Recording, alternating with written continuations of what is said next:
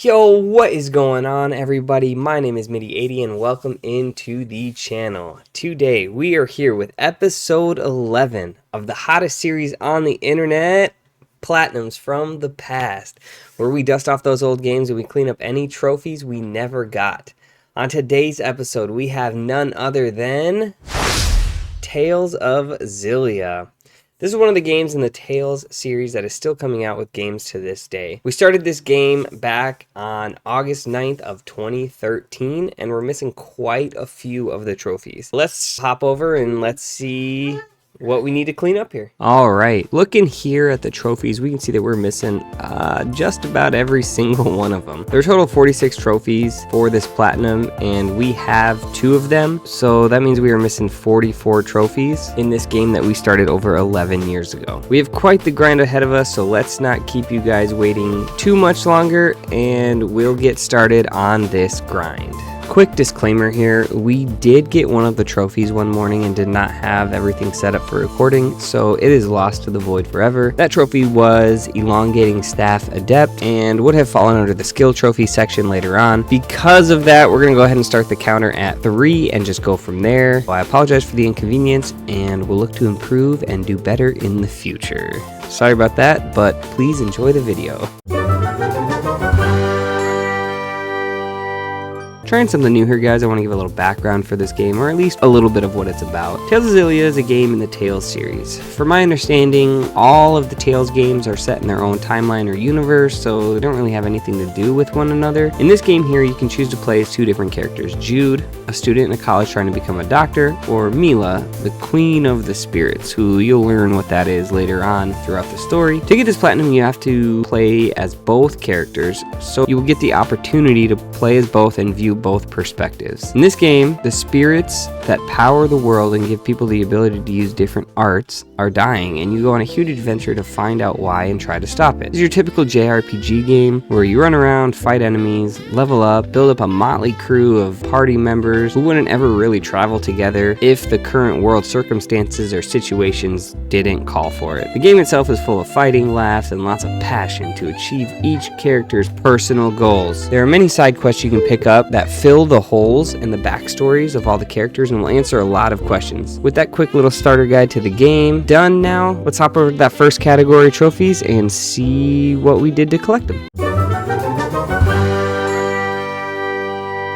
We're going to start today's missing trophy section off with the trophies earned through collecting things. The cool thing about all of these trophies is that they can all be tracked in the start menu, and you can see how much more you need to do in order to pop each of these trophies. The first one is for killing 800 monsters. Pretty easy to do in an RPG because most fights consist of 3+ enemies per fight. Once you get that 800th kill on a monster, you're going to pop the Monster Exterminator trophy. Oh, let's go! This next one has to do with killing monsters as well. You need to look now, though, for rare monsters. These monsters have exclamation marks above their head, and there are enemies that look like square tiles, essentially, just kind of flipping around the map, and those count as rare monsters as well. I found a good spot that kind of farmed them, which was nice, and when I took out that 75th one, we popped Specialist in Rare Monsters trophy. Yes! The next trophy is for logging 275 unique monsters in the monster log. After going through the game and New Game Plus, I was at about 250. The last bit of monsters were found here in the Coliseum area. There are some that are unique only to this Coliseum and those fights. After we got that last monster logged, we got the Enemy Sage trophy. Let's go! The next one is really easy to get. Just load up on healing items and make sure that you go ahead and turn auto items on. When the other party members use up a total of 400 of those healing items throughout the game, you're going to go ahead and pop the Skilled Delegator trophy. Let's go! When you eat different foods in the game, they give you bonuses to different attributes for X amount of battles. So for example, if we ate some soda rice, we get a bonus to our experience earned for like 10 battles. When that wears off, all you have to do is just eat more to gain more bonuses. After going through 800 battles with food effects, you're gonna pop the Sous Chef trophy. In this world, there are many different things to collect, including many treasure chests laying around. You need to open up 300 different chests in a single playthrough. This one does not carry over to New Game Plus, so it needs to be done in one of your 2 playthroughs. Once you open that 300th chest, you'll pop the Treasurer trophy. Yes. The next trophy here also has to be done in a single playthrough, meaning that the progress does not carry over to New Game Plus. There are little shiny things all over the map, as well as bags of loot just dropped everywhere next to monsters. Once you pick these up, it marks the location of those on the map, so you know where different loot has been found. You need to collect 800 unique different random locations, and doing so pops you the Loot Lord trophy. There's a guy named Ifried in the game who hid all these purple diamond-shaped chests all over the world. These contain different cosmetic items, money, and even some healing items. Once you hunt down and find 50 of Ifried's treasures, you go ahead and pop the Pirate King trophy. Do this! It wouldn't be so often if Yes. This is another trophy where you have to log a bunch of different things in your little book in the start menu. This time though, it's items. Finding different loot and treasure, as well as winning battles, will give you lots of different loot. After New Game Plus, we were still missing about 200 items. I found out that you need to have bought and owned one of every item. So in doing so, as you upgrade the shops, you unlock new items. You need to go through and just kind of buy those as you go. And once we figured that out, we went through, bought everything, and popped the Item Fanatic trophy. Ah, we got the trophy! Yes! For the next one here, we have to find 459 of these black feathers around the map in those random loot locations that we mentioned earlier for the Loot Lord trophy. These are all completely random, and you can find them anywhere that you find those shining spots or the bags. Once we find them, we need to go and turn them into a specific vendor and trade them into him. Once we trade in 459, we pop the Jet Black Buzzard trophy. Yes, there it is. There are many different skits in the game, 241 to be exact. These pop up randomly after doing specific things and are viewed just by pressing the select button. These skits will either be story related and add some depth to the characters, or point you in the direction of a side quest. There is a way to unlock all of these skits, even the ones you didn't see over in New Game Plus, which is what we did to get this trophy. Out of the 241 total skits, you need to view 220 of them in a game in one playthrough, and you're going to go ahead and pop the Obsessive Skit Viewer trophy.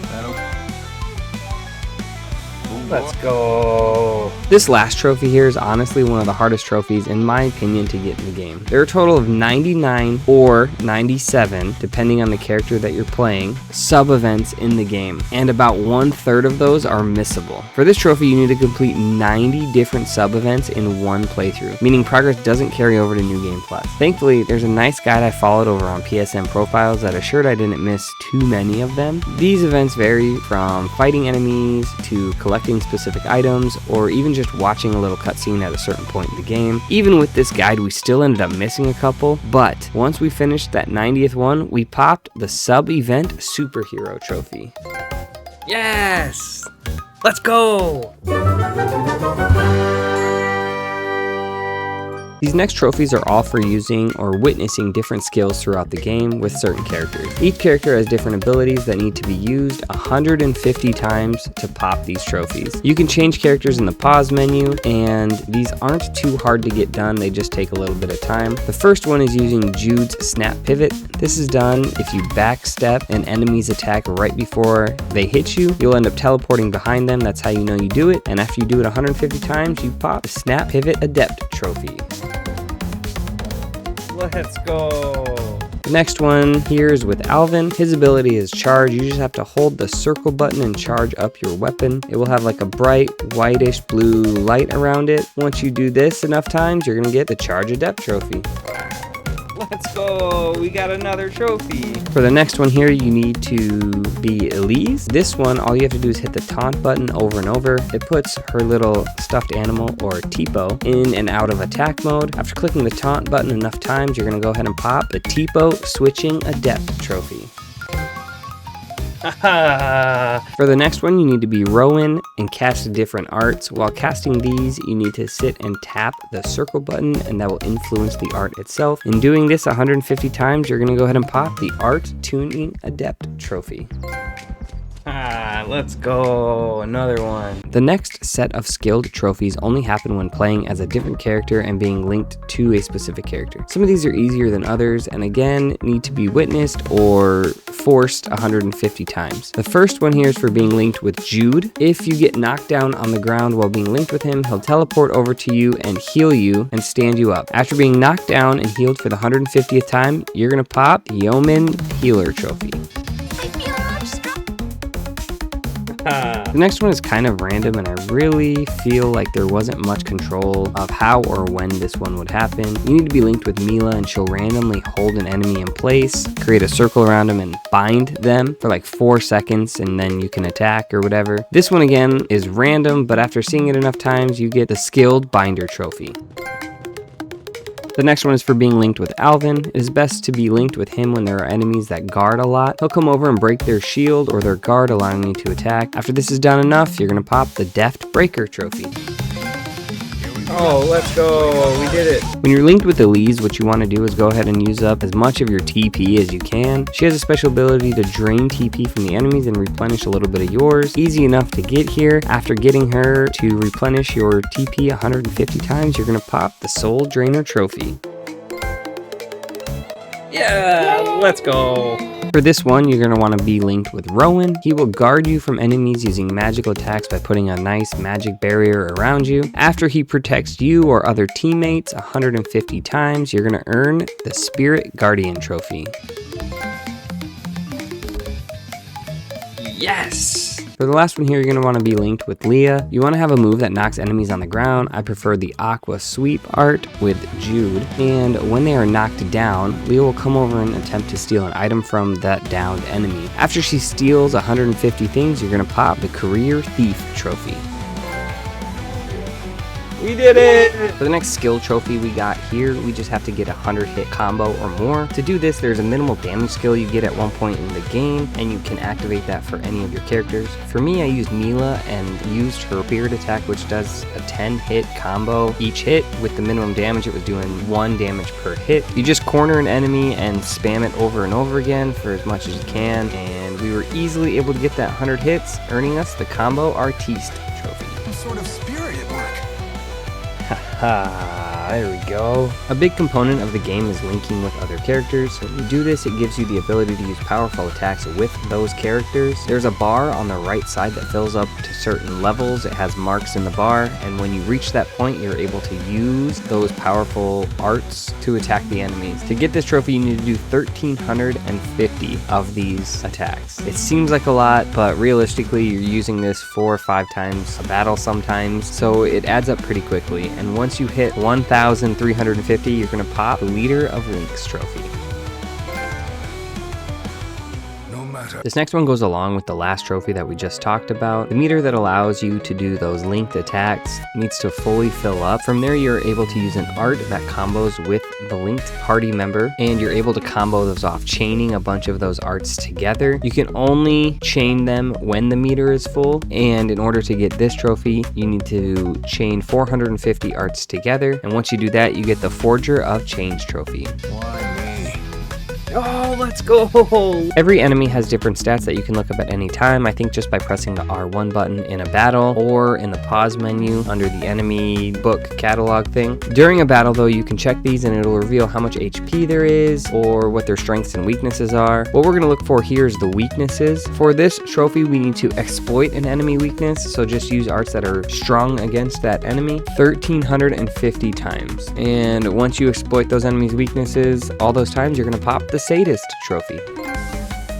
Yes! The last trophy here in the skill section of the game comes from fighting what is probably the hardest boss in the game. Looking up a guide, it suggests we be at level 99 with all of our characters before fighting him. You find him by getting the golden key, which is gotten from beating the game, as well as completing a side quest to defeat the 6 demon weapon monsters around the world. You enter in through a portal and work your way down to the bottom level. There's probably about 30 levels or so, I would estimate. I didn't count them. But once you make it to the bottom, you're going to fight the Golden Mage Knight, and he's a pretty tough boss. After you beat him the first time, he splits into 2, then into 3, so it's quite the long fight and pretty tough. But once we were able to win, we popped the World's Greatest Warrior trophy.